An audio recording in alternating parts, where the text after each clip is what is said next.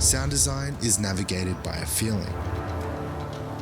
You should feel this come together in the edit. If you don't, then the audience won't either. In this video, we're going to check out 4 steps to my workflow specifically for unscripted dialogue. When it comes to post-production in general, often we get dumped with hours and hours of media, a very loose direction of what the client wants. They dump it with post and then you're like, cool, how do I get started? That's why workflow is important, to just break it down into simple steps so I can get through the clutter. Step 1, cut the dialogue. For this tutorial, I'm editing on Adobe Premiere. I find this platform perfect for short form content and fast turnaround edits. I've left a link below. Let's say we're working on a 3-minute promo and we've got 60 minutes of dialogue. Create a new sequence. Label all takes. Trim out all the questions. Just have the answers. Bang, bang, bang. You could even type the questions in text. I'll then dupe that sequence. Label best takes. Cut that down into, say, best 15 minutes. What I love about best takes is you've got ready to go grabs when the client comes to changes. Duplicate and label audio bed. Spend the time crafting and cutting that raw story cut to time.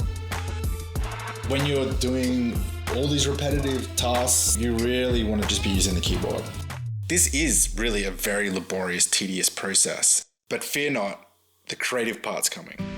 Step number 2, music.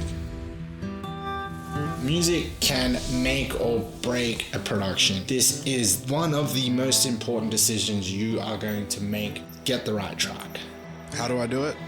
I loop the audio sequence in the background while I'm browsing my playlist. That is a unique, badass experience for women that want more. I get to monitor all my results, see how many moves I've made, calories I've burned. You can then just simply listen to the vibe you're after. When it feels like you're walking back, when you're out of luck and off the path. There is like the typical track that you should select, which is cool. And that's why it is a typical track, because it works. And then I like to also find something that is completely left field. Most music libraries out there are like super extensive with so many different options these days. You just really gotta spend the time digging through it.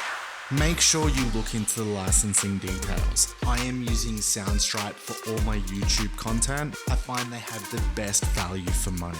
Check the link below. You may have to re-edit your music, and it helps to actually mark out the music.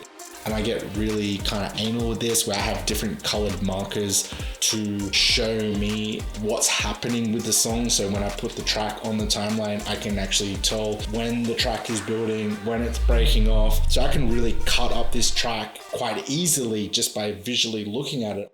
You know, you're kind of like a DJ. Step number 3, sound on tape, Foley, and sound effects. Pretty simple. Like what you see in the frame is what you hear. So if you see a helicopter, if you're in nature and there's birds, what was recorded on the camera?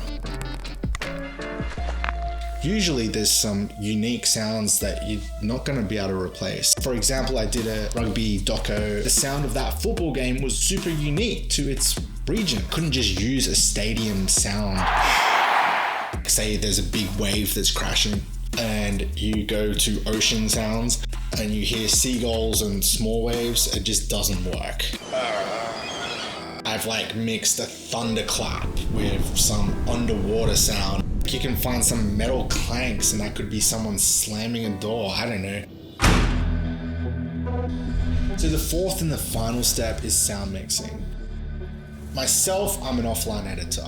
I usually like to put a bit of a budget in for a sound mix to just get that final polish. The money that you give them, they're spending in mixing and mastering. However, for videos like this, definitely add some compression to the voice.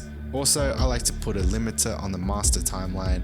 Usually this is around -10 for broadcasts and about -7 for web, just so my levels aren't peaking. So I hope you got something out of this video. As I said, there's 4 different steps that I like to do with audio. Start with the dialogue. Really make sure you're happy with that story.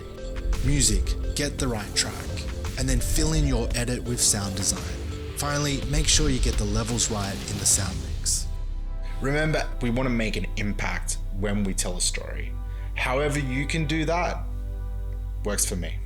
Anyway, that's it for some of my tips. I hope you guys got something out of it and can use it with your videos. Cheers.